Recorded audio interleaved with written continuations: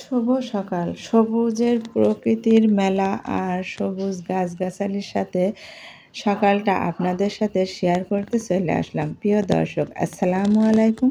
আশা করি যে যেখান থেকে আমার এই ভিডিওটি দেখছেন সবাই ভালো আছেন ও সুস্থ আছেন।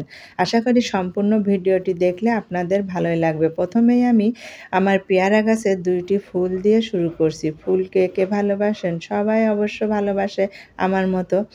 আর 2টি পেয়ারা সহ কিনেছিলাম, লাগানোর পরে অনেক ফুলের কড়ি বেরিয়েছে। অবশ্যই এখান থেকে পেয়ারা হবে। আর আমার সবুজ লেবু গাছটি একদিন এক রকম হচ্ছে। আর এখানে ভিটামিন লাল শাক, কলমি শাক, সবুজ, খুবই ভালো লাগছে দেখতে। সকালে এসে প্রতিদিন আমার গাছগাছালি আর আমার ভালো লাগার কিছু জায়গা জিনিসগুলো আপনাদের সাথে শেয়ার করতে পেরে আমার কিন্তু মাঝে মাঝে ভালোই লাগে। আপনাদের কাছে কেমন লাগে কমেন্ট করে জানাতে পারেন যে আপনাদের কেমন লাগে। দেখতেন পেলেন 5-6টি লাল শাক আর এখান থেকে কলমি শাক উঠিয়ে নিছি। 1 মুঠ মতো হবে, এগুলি উঠিয়ে নিছি। 1 সপ্তাহ পরে কলমির শাক তুলছি। 1 সপ্তাহ আগে কিন্তু আমি 2 মুঠ কলমির শাক তুলে এখান থেকে খেয়েছিলাম। আমার কথা, ফল হোক বা না হোক গাছ লাগিয়ে যাব, শাক পাতা খেয়ে যাব। আর আলহামদুলিল্লাহ এখানে উস্তে গাছ লাগিয়েছি, অনেক ফুল ফুটেছে আর অনেক উস্তে ধরেছে। এর আগে অবশ্য একটি ভিডিওতে আপনাদের সাথে শেয়ার করেছিলাম, বেশটা বড় বড় হয়ে গেছে। আর 2-1 দিনের ভিতরেই উস্তেগুলো তুলে রান্না করে খাবো।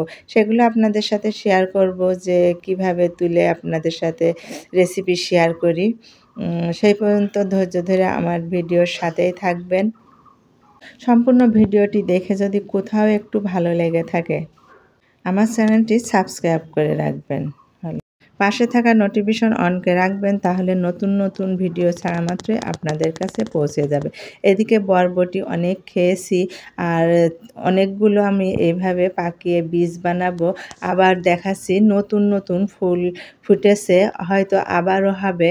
মানে এখানে এত পিঁপড়ে আর মাজালি ছিল, সেই জন্য গাছটি ভালোভাবে বেঁচে রয়েছে, এই যথেষ্ট। আর দেখতেই পারছেন ছোট থেকে বড় হয়ে গেছে হাঁসগুলো। 2-1 দিনের ভিতরেই সেল করব, সেইগুলো আপনাদের সাথে শেয়ার করব। এই সুখবরের সাথে সাথে আমার অনেকটাই মন খারাপ হয়ে যায় এদের যখন বিক্রি করে দিই। আর আমার ছোট্ট ভালো লাগার ঘরটি যে এত হাঁস থাকতে পারবে আমি কখনো ভাবতেই পারিনি। যাই হোক, আমার এই ছোট্ট ভালো লাগার ঘরটি যদি আপনাদের ভালো লেগে থাকে আমার পাশে থেকে আমাকে সাপোর্ট করে যাবেন, সেই আশাই রাখি। আপনাদের সাথে ভিডিও শেয়ার করতে পারে আমার কাছে কিন্তু খুবই ভালো লাগে। আর আমরা হাউস বানিয়েছি, এখন খুব ভোর, ওরা নামছে না।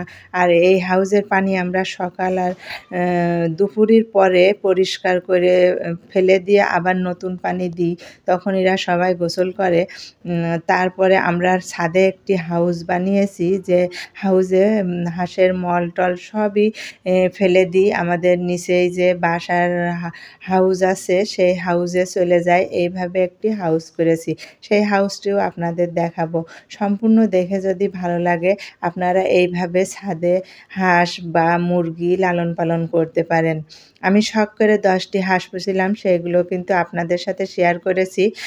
আর যদি ভালো লাগে সবাই অল্প অল্প করে ছাদে পুষতে পারেন। এই যে হাউসটি আমি এখন বেলচা সরিয়ে দেখাচ্ছি, নিচের হাউসে এই মল চলে যায়। আমরা এখানে সামান্য একটি ইট গেঁথে পাইপ দিয়ে ছিদ্র করে নিয়েছি। এখন অনেকটাই কষ্ট কম হয়, সমস্ত ময়লা এখানে ফেলি। আর আমাদের এই আইডিয়াটা আপনাদের পছন্দ হলে আপনারাও বানাতে পারেন। ছোট্ট ছোট্ট রুম করে কিছু কিছু হাঁস মুরগি লালন পালন করতে পারেন, তাহলে ডিমের চাহিদা, মাংসের চাহিদা কিছুটা হলেও মিটে। আর সবাই এই পর্যন্তই, আজকের মতো বিদায় নিচ্ছি। সবাই ভালো থাকবেন, সুস্থ থাকবেন, আমার পরিবারের জন্য দোয়া করবেন। আপনাদের জন্য দোয়া রইল। আল্লাহ হাফেজ।